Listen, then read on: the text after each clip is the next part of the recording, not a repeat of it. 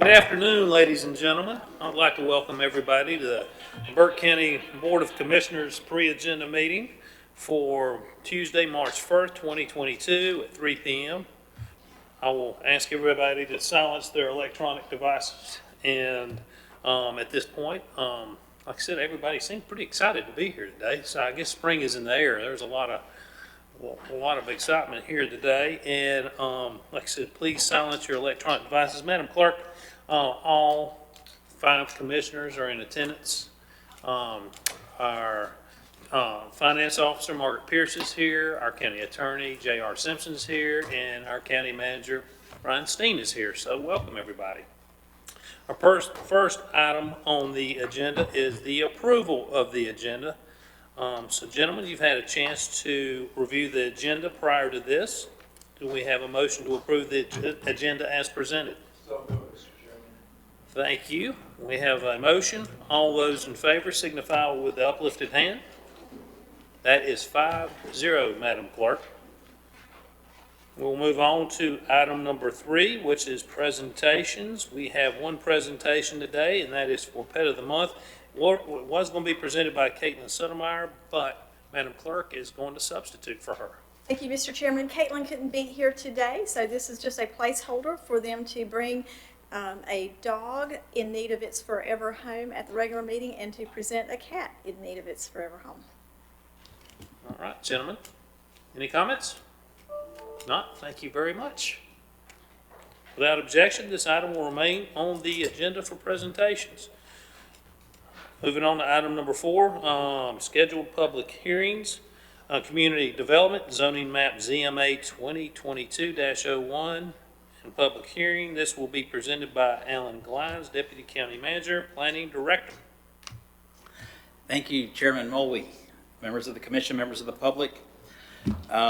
For your consideration is a request from a property owner to rezone their property in the area in the east part of the county.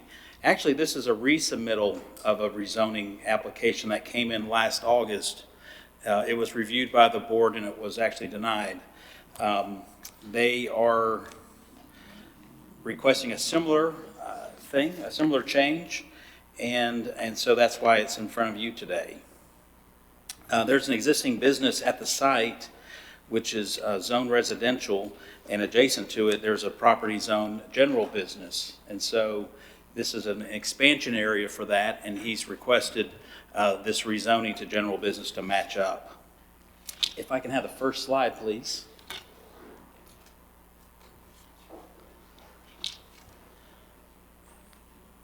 The parcel is noted in red there. This is the existing land use. In red, it's vacant, but it is a kind of a wooded residential site.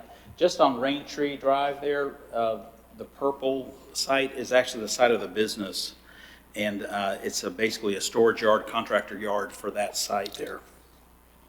It's in the Connolly Springs area. 2646 Rain Tree Street is where the business is. Now, recently, within the last few months, staff have reviewed a different site plan for another track.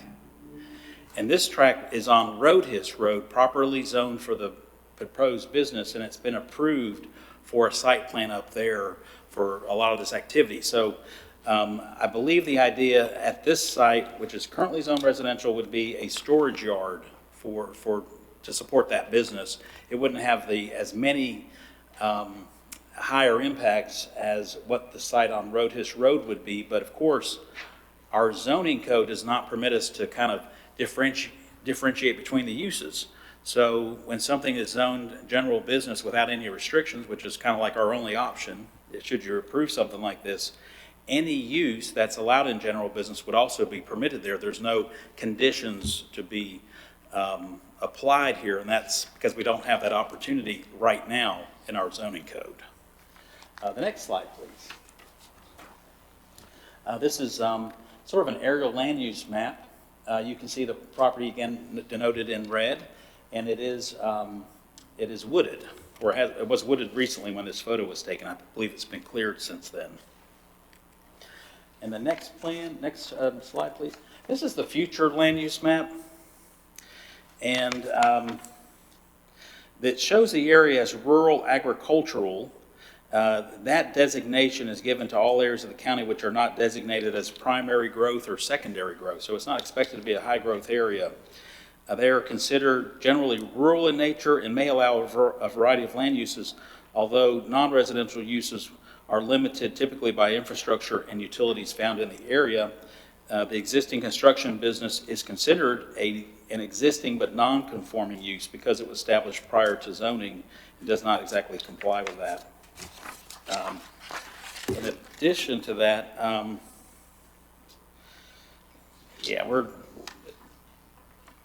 we've been interested in the topic. There's been neighbors who have come to talk about this at the planning board meeting, concerned about the addition of traffic and uses on that site. Because we can't condition the approval, the neighbors have been quite concerned about additional disturbance and other things in a residential environment. The planning board did review this request, and they did not recommend approval. In fact, they turned it down. I believe it was a vote of 5-1. So that's the request, and at the formal action at the formal meeting for the commissioners would be a public hearing and then your consideration of the request. Gentlemen, any questions or comments for Alan? Mr. Chairman, I have a couple of comments. Last time they talked to the board, the planning board recommended approval.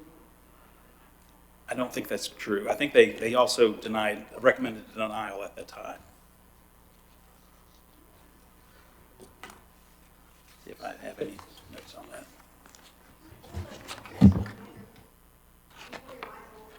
Am I shadowing my voice here? Okay. And I noticed a little bit different that you had, but one of the questions I had, you said I believe it was Ashton Drive, is that right? Yes, sir. Who owns that? You said it was not a public owned road. It's a private drive. It's a private drive owned by, and it's 40 feet wide? I believe it is. I don't have all those details in front of me for this rezoning request, but it is a private drive, so that's not uncommon in some parts of the county. They're not maintained by the DOT, and so they're really just sort of maintained by neighbors, as neighbors will do. Okay. So that's how you access. Now, you know, he does also have access. The gentleman has access from the front, from Raintree, but he does use that. He's been known to use Aston Drive to access that property as well. Does that own, the point I was trying to get to, and we'll move on because obviously he doesn't have the answers to it, but does it belong to the renter's tenant? It's a right-of-way, so it belongs to the neighbors. Anybody who owns property on it would be the owners of it because it's a public right-of-way. I mean, it's public but privately maintained. I think we have a few more photos. Don't know if they'll elucidate the topic, but they might help with some of that. Here's part of the site today, and that's the approach from Aston. So you come up to the end of that road, and there's the fence there. And he's been storing materials there. I believe we have another one that's approaching it as well, and that would be the business, and Raintree would be to your right off the photo. Is where the primary part of the business is operating today. And we might have some neighborhood shots here. He's added some landscaping there to the back.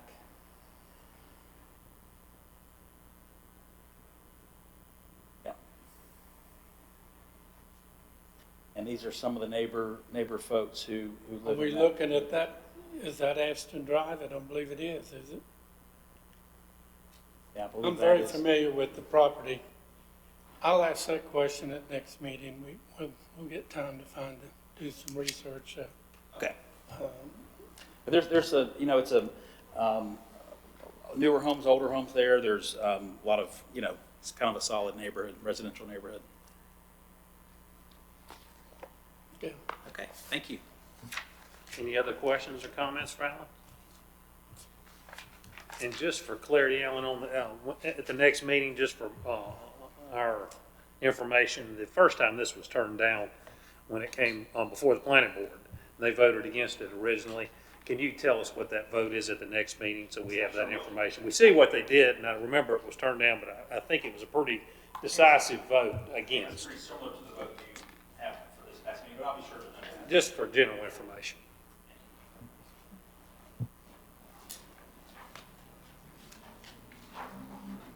All right, gentlemen, without objection, this item will remain on the agenda. We will move on to item number 5, consent agenda.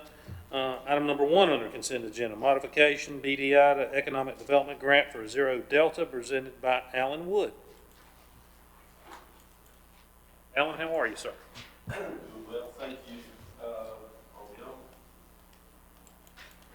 on? There we go. Yes, Zero Delta, we are asking for an extension of, on their grant to December the 14th of 2022. They currently have 56 full-time jobs. We were projected at 82. There are approximately 10 attempts that they're getting ready to add, which would take them 65, 66. They have 20 plus openings. So as a lot of people, their business has been up and down, but it's very strong. They think they can fill these positions. There's an open house there, there's a Thursday. We are working with them and a local marketing group to help promote their business so more people in the community know who they are and what they're doing. So we feel pretty confident by this December date that they will be able to close in on these slots. And I would say one of the things that we're doing to try and avoid this kind of situation is adding a force majeure clause to all of our economic development incentives in the future. So if there is a state of emergency, that there's procedures printed out as how they would be dealt with in the future. But we stay in close contact with these gentlemen, and they had a very successful SHOT Show. They actually had top new product at the SHOT Show in Las Vegas. So it's not a lack of business, it's just finding the qualified people they need, because they are pretty specialized in the work that they do.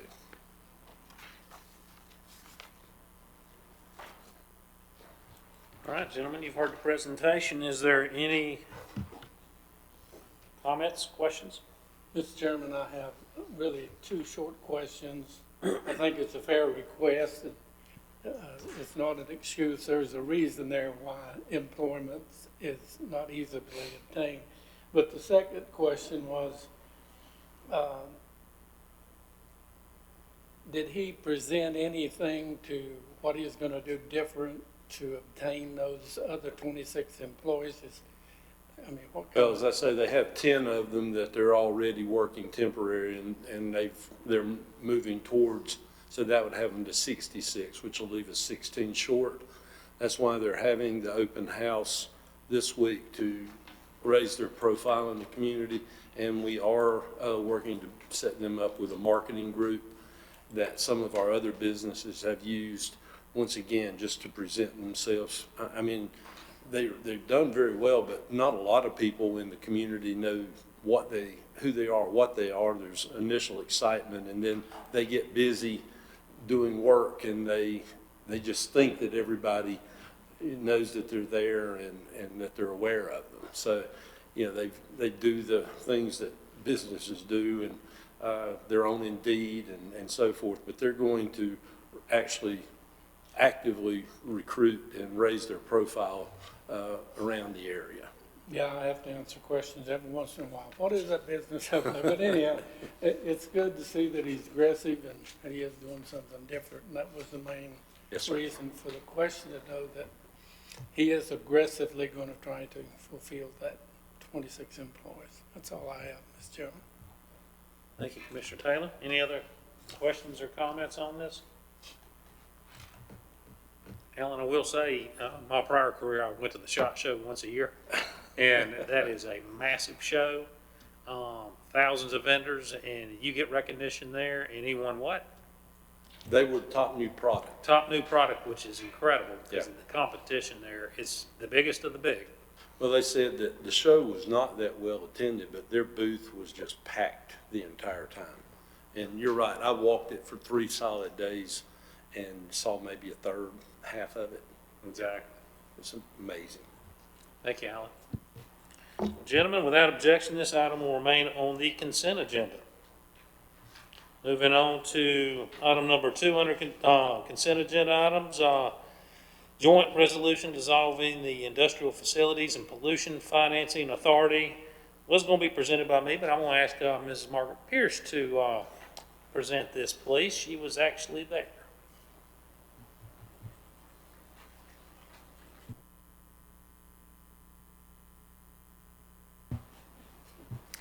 Good afternoon. The Industrial Revenue Bond, or Industrial Facilities and Pollution Financing Authority, was established in the early 80s. It was the original function for economic development in the area and in many counties. They helped process loans and help put together businesses with loans, or perhaps loan money to them through some different sources. And it really has no function anymore now that the state has taken over most economic development and has other avenues available. We did have to meet because we found there were 2 deeds of trust that had not been canceled, that should have been canceled in the early 2000s. We took care of that for a local business so that they could sell their property. We researched it. County attorney assisted with that. County manager is on the committee, or was. Alan is on the committee. Hope, myself, Sally Sandy, Ronnie Townsend, John Brandstrom, and Jerry LeMaster. We hadn't met since I've been here, so it's been, I think they said, about 7 years since it had previously met. So it's an appropriate time to just dissolve that board and let it go and let BDI function for economic development in the county. So it takes a resolution from both boards, and the Industrial Revenue Bond Board has made a motion and approved dissolving the board, and request you support that. Thank you, Margaret. Any questions or comments for Margaret concerning this item? There being none, thank you for the information. Without objection, gentlemen, this item will remain on the consent agenda. We'll move on to item number 3. Madam Clerk, appointment to Adult Care / Nursing Home Committee. Thank you, Mr. Chairman, members of the board. This is a request to appoint Donna Abashon to the Adult Care Nursing Home Community Advisory Committee, seat number 5, for a 3-year term ending May 31st, 2025. Ms. Abashon has prior experience. She served on this committee in a neighboring county and has moved over to Burke, and we're happy to get her. Questions or comments for Kay? Mr. Chairman, I have one question. Yes, sir. Madam Clerk, do you know whether the members of the committee have started going back into the nursing homes yet? They are not. They are not. Thank you, ma'am. Any other comments, gentlemen? And without objection, this item will remain on the consent agenda. Madam Clerk, item number 4, appointments and removals to the Board of Health. Thank you, Mr. Chairman. This is a request to reappoint Isaac Crouch to the Board of Health, seat number 5, to complete the remainder of a 3-year term ending December 31st, 2024.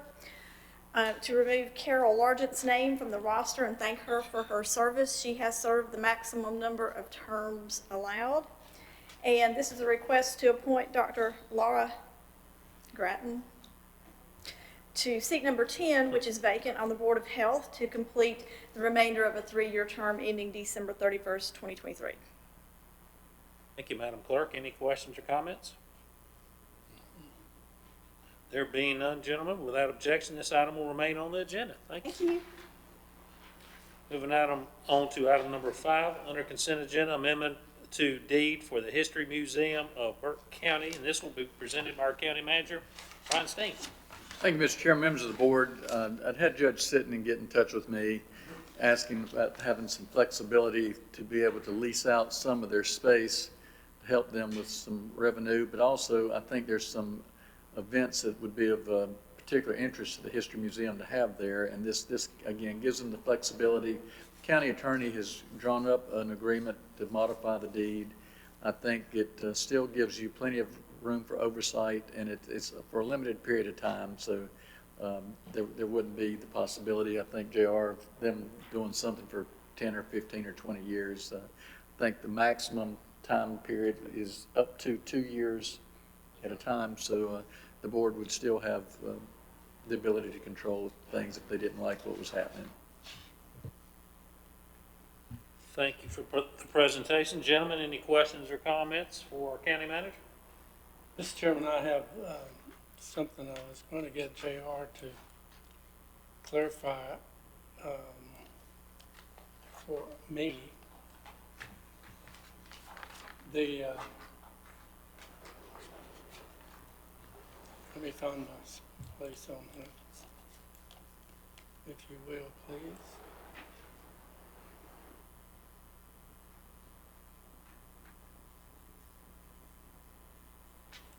It should be page 51. And yeah, there's a statement, JR, in our contract, 2 times in the contract, that says if any of the property is leased, that property would automatically be handed back over to Burke County. Can you explain that? That was one of our original conditions, because we were giving away property on a conditional basis to a nonprofit entity that was doing things that the county could do themselves. So we wanted to make sure that that the process stayed the same, and that the property wasn't put to a use that wouldn't qualify. So there were 4 restrictions that we originally, I'm sorry, 5 restrictions that we originally had. I'm sorry, 4 restrictions that we originally had. And we added the 5th that said that notwithstanding that,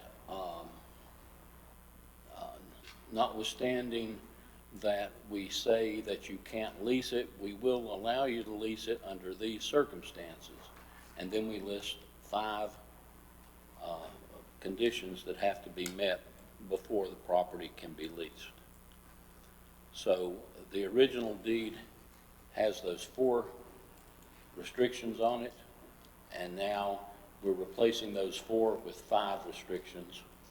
The first 4 are the same, and the 5 says that notwithstanding the fact that we said that you can't lease it, we'll allow you to lease portions of it under these circumstances. Well, it mentions in here the property was sold. The property was not sold. It was donated to the History Museum, was it not? To that organization? Right, the property was donated. Well, we've got a couple areas in this that really needs, in my opinion, need to be corrected. How can we do this without altering our contract to take those 2 statements out of there that it plainly says if they do this, it will revert to Burke County, fee simple. So I guess what I'm saying is we know what we're doing, but boards 10 years from now won't know what we're doing because we're not cleaning it up. It really needs some cleaning up, in my opinion, to say what we want it to say. Because 2 places in this contract, they're breaking the rules in which we gave that property to them, which is by leasing the property to a third party which they will realize revenue from. Is that not correct? It doesn't matter whether they realize revenue from it or not. Under the original rules, leasing was prohibited. And now we're saying that under these circumstances, leasing can be allowed.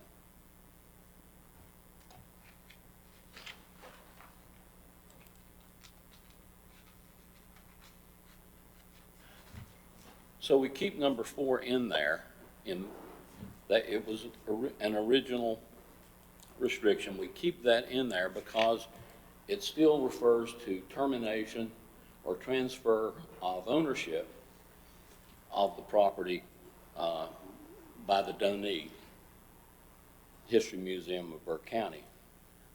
But we add a 5th provision that allows partial leasing of the property for a limited time and limited area. So I think that cleans up what we need done.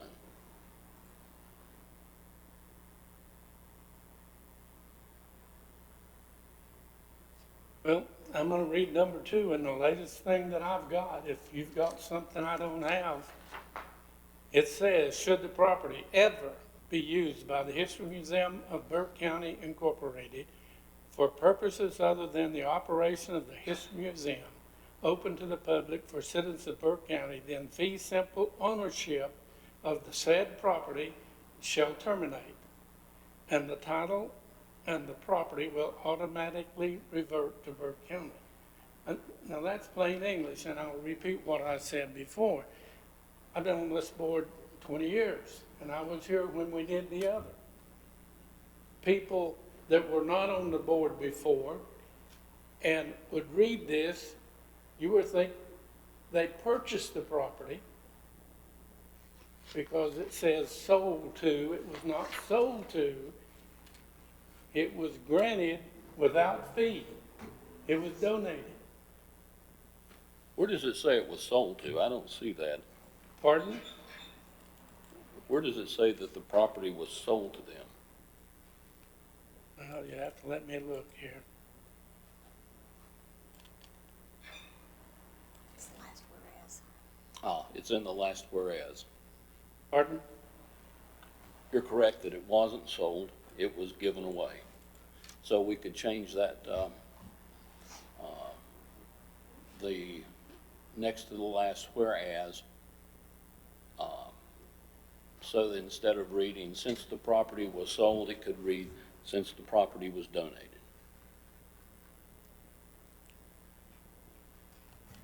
No. I'll leave it up to the wiser ones than I am. So, you know, it really needs to be cleaned up for people who will 30 years sit on this board, and they probably come up with that. And we donated it for the sole purposes as stated, and that's to be a history museum. And some of us have donated since then, and it appears to be doing well financially. So, but anyhow, it's not clean. It's the question. It needs to be cleaned up, in Maynard's opinion. JR, with that tweak, sold, donated, you can tweak that. It can remain on the consent agenda just to clean that up for Commissioner Right. Taylor's concern. Yes, sir. Is that okay by you, Commissioner Taylor? Yeah, well, I won't know until I see it, but it sounds like it will be okay. Yeah. Thank you. Any other questions or comments? Without objection, then this item will remain on the consent agenda with that tweak. Moving on to item number 6, Community Development, Watermill Access Temporary Easement Agreement, presented by our Operations Manager, Shane Prisby. Shane, how are you today, sir? Doing well today, Mr. Chairman. And yourself? Great. Thank you, members of the board. Burke County is working with the Wildlife Resources Commission to upgrade the facilities at Watermill Access area. In order to improve the parking lot and overall drainage, the county will need a temporary construction easement from the owner of the adjacent property, Canoe Creek Properties Incorporated. Canoe Creek Properties is in support of the project and the improvements proposed. As part of the agreement, they have requested permission to clear vegetation in front of their new subdivision and replace it with landscaping. This location, the county's property is about 40 feet wide and lies between the subdivision and the road right-of-way. The proposed landscaping would not affect the watermill project. And I'd be happy to answer any questions that you may have about this item. Gentlemen, any questions or comments? Mr. Chairman, I just had one. This is for the benefit of the people who own the other property. Will we gain any parking spaces or anything by this project? For the agreement as a whole, Yes. it will allow us to fix the drainage on the low end. All of the parking and all of the assets will be located on the entirety of Burke County's property. There won't be any additional from it, but we need a little bit of leeway to go onto their property, which is common open space, to improve the drainage, because the parking lot as it exists has actually encroached on their property. So we would be able to bring it back in, affect the drainage, which saves us a ton on maintenance in the long run, and then put in the parking spots that I don't believe you can see on this exact map. There's a few you can see, but improve parking dramatically and meet all of the regulations that this property falls under. So it's an improvement, but it does not enlarge the parking. Correct. Okay. That's all I have, Mr. Chairman. Any other questions or comments for Shane?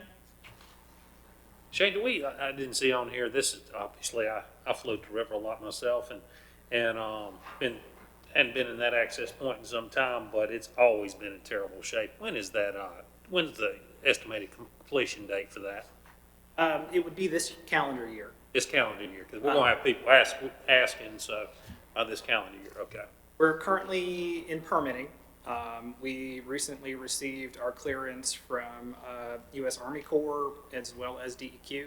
I believe this has 6 permits that this falls under. It's about all of them, I guess we put it that way. So we're waiting to get our floodplain permit. The state construction office has to review for our for the design for some of the construction, as well as DEQ doing the buffer permit. But we've submitted for our trout buffer permit, which we're hoping to hear back from soon. When we get all of that together and this agreement, they'd be able to move probably late spring, early summer is what they're looking at. But definitely completed this calendar year. It should be a pretty quick construction. Thank you, Shane. Thank you. Gentlemen, without objection, this item will remain on the consent agenda. We'll move on to item number 7, finance lease with BDI for office space, and this will be presented by Margaret Pierce, our finance director and deputy county manager. Up again. I am. The lease with BDI, Burke Partners for Economic Development, expired in December, and we need to get a new one in place. This renews during the current budget year for the same amount as they're currently paying, but beginning with the new fiscal year, it will increase $100, increase to $10,000, and then every year after that, $100 a year, just to build in a small increase. The contract has actually not changed since they went in there. So it's been a significant amount of time at the same amount. Questions, comments for Margaret on this specific item? Alan, excuse me, Mr. Chairman. Alan is in agreement with that slight increase? Yes, sir. So, good enough. All right. Thank you. Thank you, Margaret. Without objection, gentlemen, this item will remain on the consent agenda. Moving on to item number 8, contracts for fire protection services, presented by our Fire Marshal, Mike Willis. How you doing, Mike? Good. Thank you, Mr. Chairman, Commissioners. Couple things has happened. Margaret can elaborate on the financial part of it, but some of the requirements has changed in their audit requirements, and the new contract is just putting the verbiage in there to do that. But a couple things is going to happen. This is going to reduce the cost for the fire departments to do their audits. It's not as extensive and comprehensive as the previous one for many of the departments, so it's going to save taxpayers money by doing that, just not requiring that big of an audit.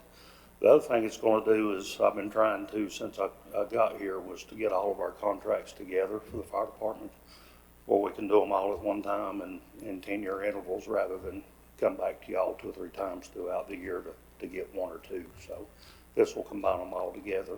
And for the financial stuff, that's Margaret's wheelhouse. I'll have to defer to her.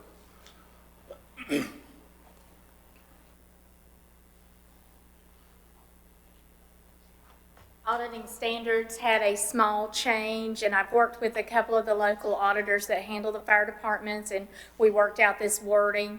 What it does is they'll still check internal controls, they'll still check that their payments are valid, still check they're booking their revenues appropriately.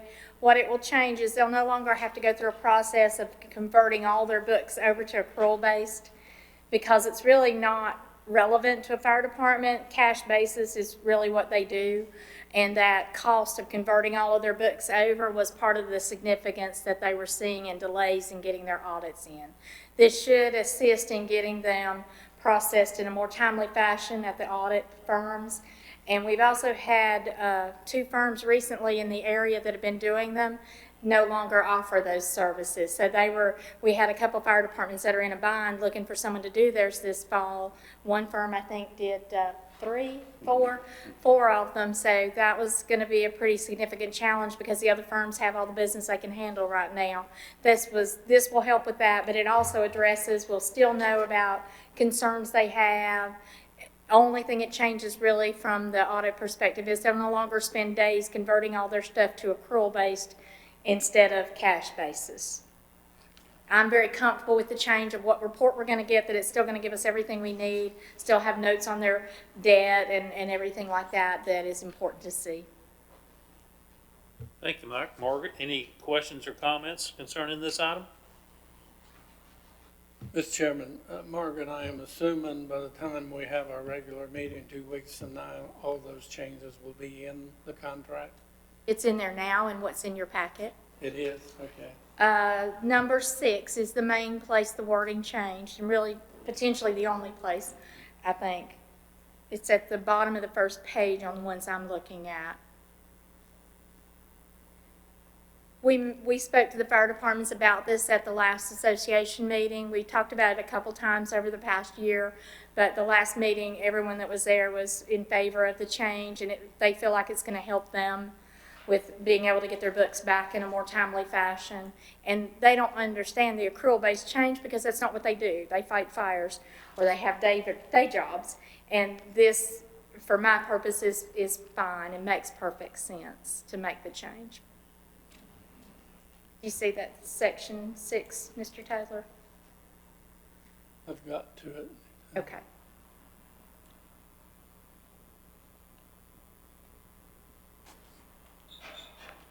Any other questions on this item? Thank y'all, good work. Without objection, this item will remain on the consent agenda. Mr. Chairman, I did have one other question. Okay. I wanted a little explanation, and I don't know, Kay, did you email that to me or anything? Yes, it was sent to you this afternoon. Oh, well, if it got there after 1, I never opened it up. Anyhow, I wanted an explanation since we're agreeing with 15 contracts here and plus the emergency. That's a total of 16. Wanted an explanation of what that 9S indicated, and how do we relate to common language on that? Is it? Okay, that's the Department of Insurance rates fire departments based on the standard scale, and that rating equates to what their insurance premium is, and it's when it all boils down, it's a rating from 1 to 9, 1 being the best and 10 being the worst, as if you have no rating. 9 is the minimum standard, base minimum standard for what they call a rated fire department. And the E and the S is for the 5-mile districts, and E is for 6-mile districts. We have both. Some departments have both. So that's what the letter designation is for. So the 9 essentially is minimum standards that they meet for fire protection in North Carolina. Well, I was trying to relate it to my old high school days. 92 was an A. Right. Understand. Yep. And just needing to know where those categories and how they related right. to the community.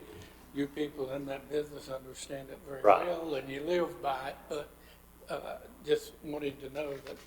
It's a pretty elaborate grading scale they go through. It evaluates your water supply, your personnel, your training, your record keeping, community preparedness, fire inspections. There's a communication center. A lot of that's outside their control because it's functions we take care of, but all of our standards are above what the minimum standard is. And we've had a couple of situations where a fire department didn't meet that minimum, but it was usually a very simple fix of going in and helping them adjust records and whatnot.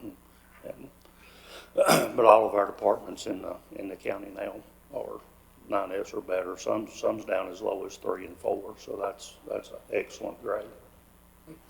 Sounds like it. I appreciate the explanation. Thank you, sir. All right, moving on to item number 9, contract for rescue services, again presented by Mike Willis. Okay, this contract is again 10 years. This one expired in January, and we just need to get it renewed. There's no wording change from the previous contract. It's identical with dates changed, and it was reviewed through our process. Thank you, Mike. Any questions or comments for Mike on this specific item? If not, without objection, this item will remain on the consent agenda. Thank you, Mike. Thank you, sir. Moving on to item number 10, Partners Health Management Financial Reports for period ending June 30th, presented by Katie Varnado. How are you doing, Katie? I'm good. How are you guys? Good. Well, thank you for having me. And I want you to think and keep in your mind as we're going through this report, what information would you guys like for me to present to you? Because I really want to connect some of the impacts with the MOE funding that we have. And I'm going to take a few minutes longer than I normally would just to try to paint the picture for you of how this funding is being used, so you guys can make an informed decision about what you want to use it for going forward. So the first sheet is our expenditures for last fiscal year. And these programs on this list are items that we've traditionally funded for the last several years with very minor changes. So you can see that we have reserve funding, we fund peer support services and services in the jail, Moore's Program Family Partner, psychiatric support, Good Sam, Greater Hickory, and NAMI support groups. And at the end of last fiscal year, we had a remaining balance of about $13,000, which goes back into our fund balance to be allocated for the next fiscal year, up to your discretion. And so the next slide is the expenditures through the second quarter of this fiscal year 22. So this is through December, and you can see that we still have a large remaining balance, and that's because a lot of the programs wait till the end of the fiscal year to really do their billing. Things like NAMI, they bill all at once. So even though we have a remaining balance that's pretty large on that one, it usually gets billed down by the end of the fiscal year. And so the next slide is our total MCO expenditures. And this is for state funds and Medicaid billing.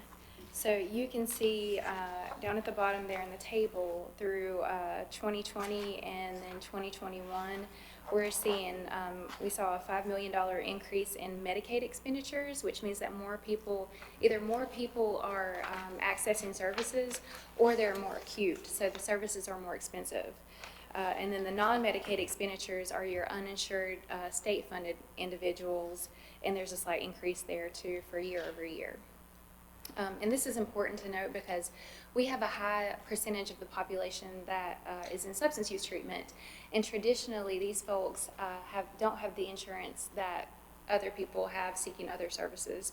So when we see an influx of people coming in for substance use treatment, we see a reverse in the pattern of Medicaid versus uninsured. So typically we would have about 60% people that are receiving Medicaid and their services are funded through Medicaid, 40% uninsured. But when we start talking about substance use treatment, it's flipped. We see 60% of people that are uninsured and 40% of people that have Medicaid. And that is really impactful on that population because it's a barrier to treatment. And when we're talking about starting new treatment programs, we have to also consider how this treatment will be funded. And it's typically funded through state funds, which are trending down over the years. So every year we're seeing a reduction in state funding coming through to the LME MCO. So just keep that in mind. Are we spending more Medicaid dollars than most LMEs?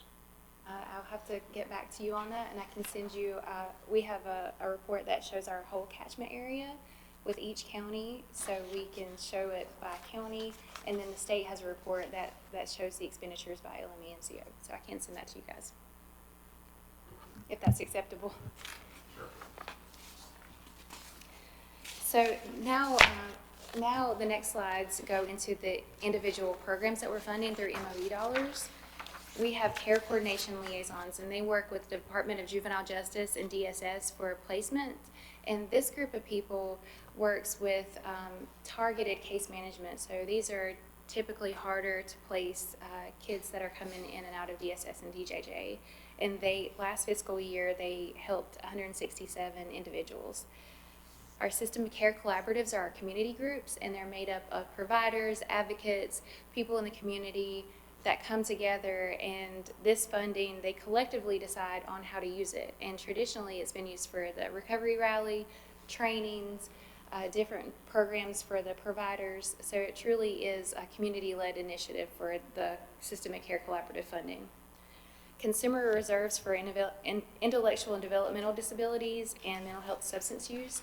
This is crisis funding for individuals that come into our system or come into your systems that have no access to other funding. So it's been used for emergency placements, hotel rooms, bus passes, is assistance with work equipment, basically any need that a person has that will help them get to the next level of sustainable treatment. So then we go into our peer support specialist in the jail, and this is provided by Catawba Valley Healthcare, and that person helps people that are coming out of the jail transition back into the community. It connects them with resources and treatment and does some follow-up aftercare to provide additional support to keep that person from going back into jail. And up to January, they've served 46 individuals to date. MHSA services in the jail, this is more assessments and group therapy, and that has served 226 individuals in the jail. The Moores Program Family Partner is a crisis service that works alongside mobile crisis, but it's specifically for children and their families. So if a mobile crisis call comes in through the police department or through our access line, we can respond with the Moores program to help young people in addition to adults. And 30 families have been served through that program. Psychiatric support is medication and psychiatric visits for people that don't have insurance or other ways of other means of funding, and 918 individuals have been served through that program. Good Sam has served over 214 behavioral health patients and filled over 1,000 mental health drug prescriptions. And when I was doing some research to see how this program was going, they were so thankful and grateful for you guys seeing the value in this program because of the impact that they're directly seeing with the people that they're serving that otherwise couldn't afford their medication.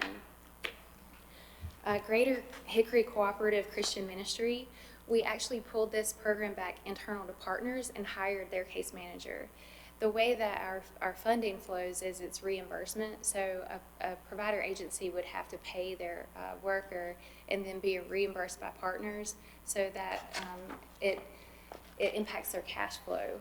And in order to keep this program going and help the Christian ministry out, we pulled that person internal and employed them through partners so we could keep that same funding stream and that same program.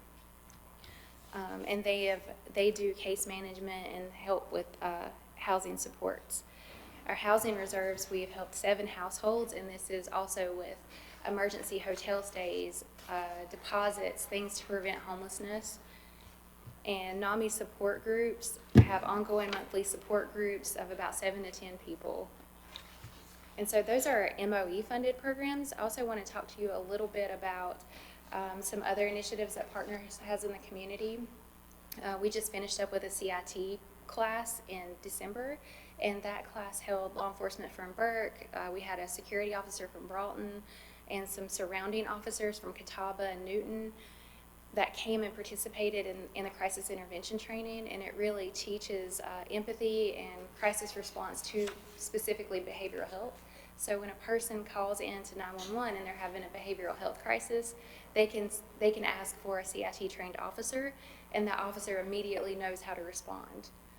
That they're responding to a behavioral health call rather than some other kind of call. We came out last week and distributed Narcan to Morganton Public Safety, and we've really been trying to connect our provider agencies with Narcan and help get some funding and supplies for that.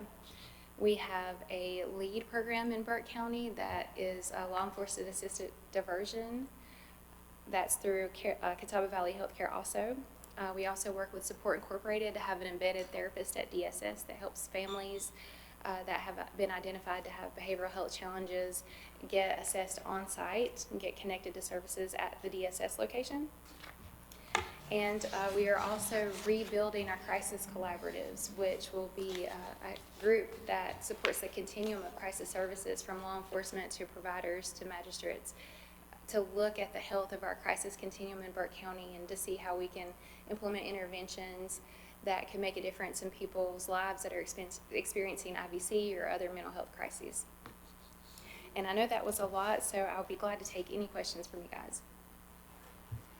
Gentlemen, you've heard Katie's presentation. Any questions or comments for Katie? Mr. Chairman, not a question about a presentation, an excellent presentation, but like the kid Brett just a little bit, one of his goals when I was on the board was to get big enough and financially strong enough that he wouldn't have to ask the individual counties to ante up money. It looks like, according to the stuff that I get through the email, that you're about big enough. Is that on the table anywhere? Will we be relieved from, what are we given, Brian, $265 a year or something? It's about 210 and then some, about 50,000 in fund balance. So routinely 210. And then we want to look at some ways to spend down some of the fund balance too.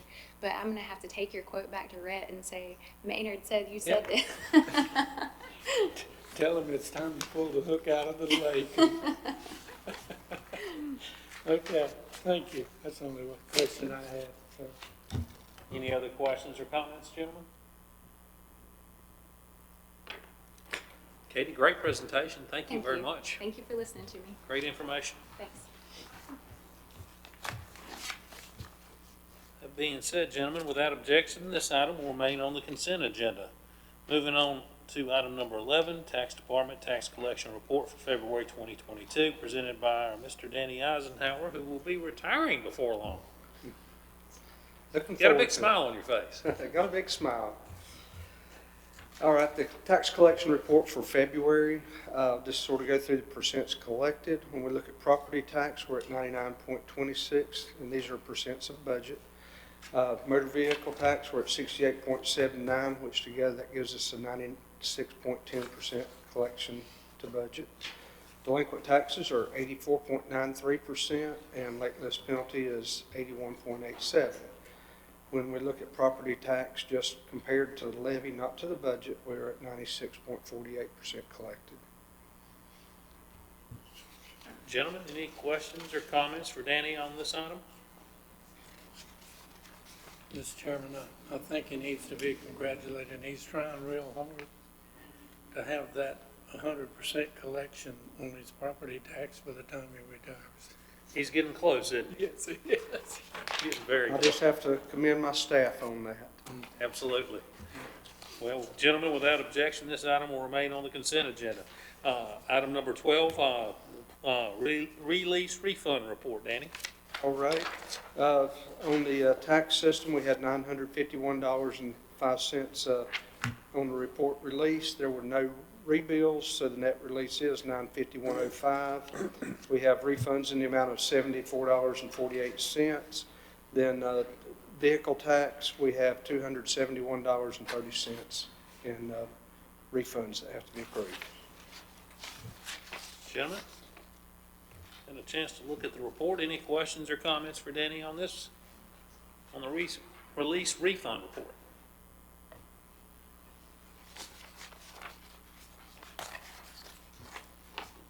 If not, without objection, this item will remain on the consent agenda.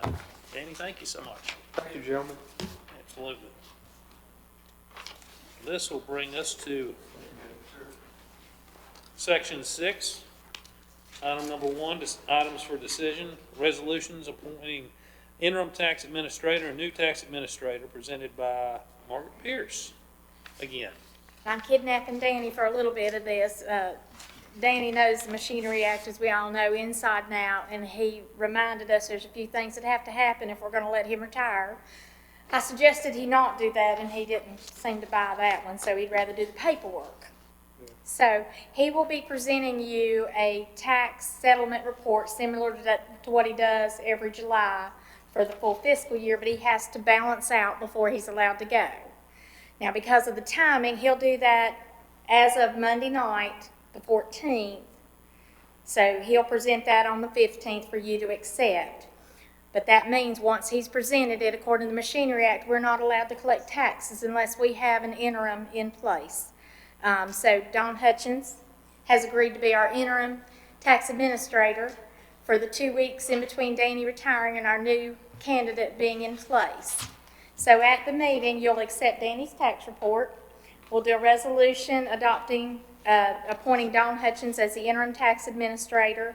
It would be retroactively effective to 8 o'clock in the morning on the 15th, so whatever taxes we collect on the 15th will be legal on.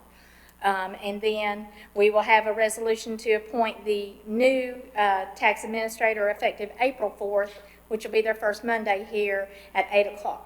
So we'll overlap everything, and then Dawn and Danny will both be in place for a few days together. Okay, gentlemen, when I first talked with Kay about this item, it is a kind of a convoluted system, the way we have to do this, but this is dotting the i's and crossing the t's. So, gentlemen, you've had a chance to look at that. This is just the legal way we have to handle this. So, any questions or comments for Margaret or Danny? Do we have any bonding issues or anything for Dawn that we have to go through, or is it just a transfer of a name? We will do a bond for her and a bond for the new, and I'll work with the insurance company on transferring all that over. All that is required, and that's why in the motion, actually, you will be accepting their bond as well. I apologize, Okay. I didn't mention that, but yes. Okay, thank you. We did work with the school government as well. Not that we didn't buy him, but we were hoping some of this was overkill, and we couldn't convince the school government or Danny that it was. So we want to be legal and make sure we get to keep every penny of those taxes that we collect on those few days in between. So hopefully this will cover all our bases to make sure we're good to go and done everything in the appropriate manner. So there's no citizen loopholes if anybody's listening Darn to it, this? no. Okay, just double check. I guess not. Is she a new employee or is she a graduated employee? Is she graduating from? Dawn? Yeah. Well, Dawn is our current revenue supervisor. What? Dawn is our current revenue supervisor, Dawn Hutchins. Okay. All right. Any other questions or comments on this item? Now, without objection, gentlemen, this item will remain on items for decision. Thank you all. Thanks. Moving on to item number 2, contract approval for architectural services for drug treatment facility. This is presented by our county manager, Brian Steen.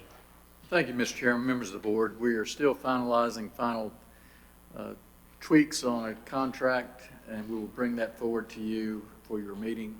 It'll go out with the agenda packet whenever that is, and I, again, appreciate the board working with us, and we'll try to move forward and get this show on the road. Any questions or comments for our county manager at this time? Well, I hope we get that information to review it. I'm sure there'll be many questions, so. Yeah, it'll be the standard AIA form, and I know that one of the things that the county attorney has is he does not like the route of arbitration if there's a problem, they wants to go directly to court. So I know that party's already been put in. And the other things are pretty much, I think, run-of-the-mill. But again, we'll have that to you shortly. Any other questions or comments on this item? If not, without objection, this item will remain on the agenda for items for decision. Item number 3, appointments to the Parks and Recreation Board presented by Kay Drone. And I will say I'm glad to see some candidates because it's been tough to find Thank you, folks on this board. Thank you, Mr. Chairman, members of the board. This is a request to appoint some folks to the Parks and Recreation Commission. Nikki Costello, seat number 1, Forest Hill, to complete the remainder of a term expiring March 31st, 2024. Sandy Clark, seat number 2, Glen Alpin, to complete the remainder of a term expiring March 31st, 2024. Curtis Hildebrand, seat number 8, Ray Childers, to complete the remainder of a term expiring March 31st, 2023. Scott Bollinger, seat number 9, Mull, to complete the remainder of a term expiring March 31st, 2024. Brandon Klontz, seat number 11, Salem.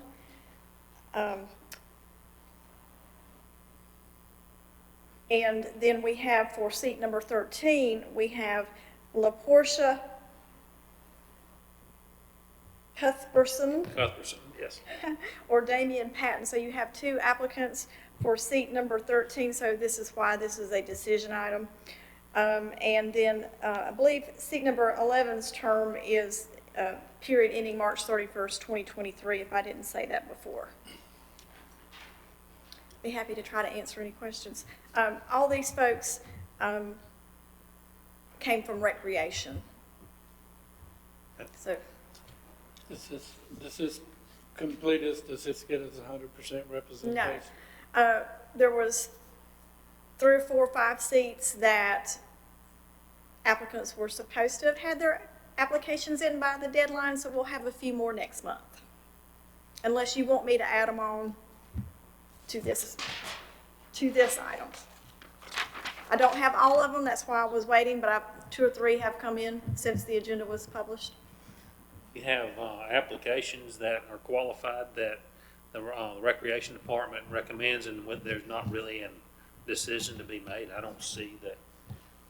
Does anybody have an objection to add those to? Because we've been it's been so difficult to find anybody to serve on this board, and if we have somebody willing to do it, I say we add them as quickly as we can. So, gentlemen, y'all okay with that? I prefer to follow procedure. It gives you time to look at them and review them, and if you know them, et cetera, et cetera. If you know something bad about them, you can have the input. Yeah. Hopefully you don't. Yeah, it is my preference to do them all at one time, but I know this board has, like you said, not had anybody for so long that I brought what we had. Like I said, if some more come in and we have opportunity to Yeah. review them, ample opportunity, like Commissioner Taylor said, let's add those. So you'll see me again with more items at your April meeting. Perfect. Any other questions or comments for Madam Clerk? Okay, thank you. Thank you. Gentlemen, without objection, this item will remain on the agenda for items for decision.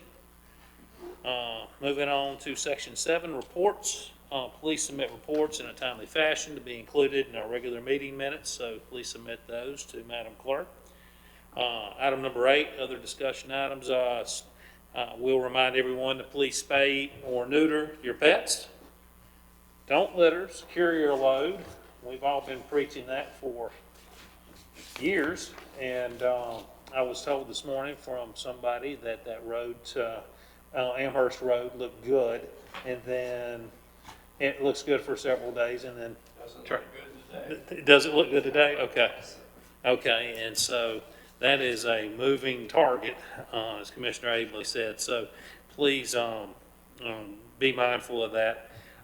Also, as a courtesy reminder, as mentioned earlier, Danny Eisenhower has a retirement party. I hope all can attend for March 18th, from 3 to 5 p.m. here in this meeting room. So please come with bells and whistles to that. Also, March 20th, from 2 to 4 p.m., Ickard Fire Station 2 dedication and service recognitions for some gentlemen that have long-serving service. 50 years both? Okay. Wow, 50 years of service. So, gentlemen, if you're able to attend, please do. Mr. Chairman, if I may, I just want to make one little announcement through the health department. Even though our positivity rate for the county has now dropped down to 8.1%, we need to continue to know that we need to be careful. You know, as new cases begin to wane for us, and again, as the positivity rate goes down on COVID, it's imperative that we keep in mind all of these protocols that we've had, unfortunately had to suffer with for the last 2 years. But we want to remind everybody we're not out of the woods yet. Some of us have attended funerals just for the last 2 weeks. Some of our friends that have died from COVID. So I want to make sure that people keep these important factors in mind as we move forward during the pandemic. It looks like we may be nearing movement towards the end, but we can't give up with everything that we're continuing to do.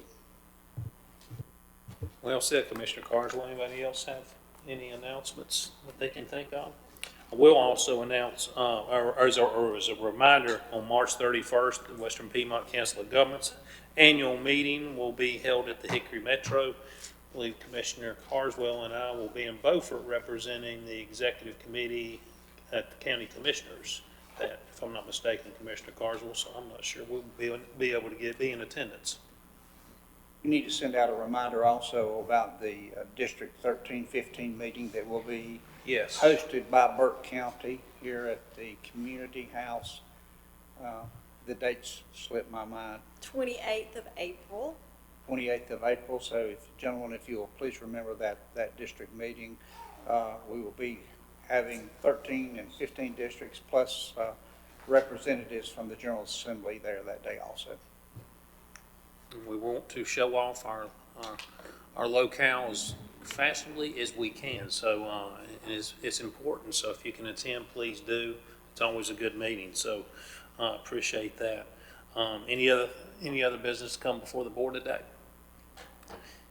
If not, I'll accept a motion to adjourn. Anybody signify with uplifted hand? Madam Clerk, 5-0. Thank you. Thank you all for attending.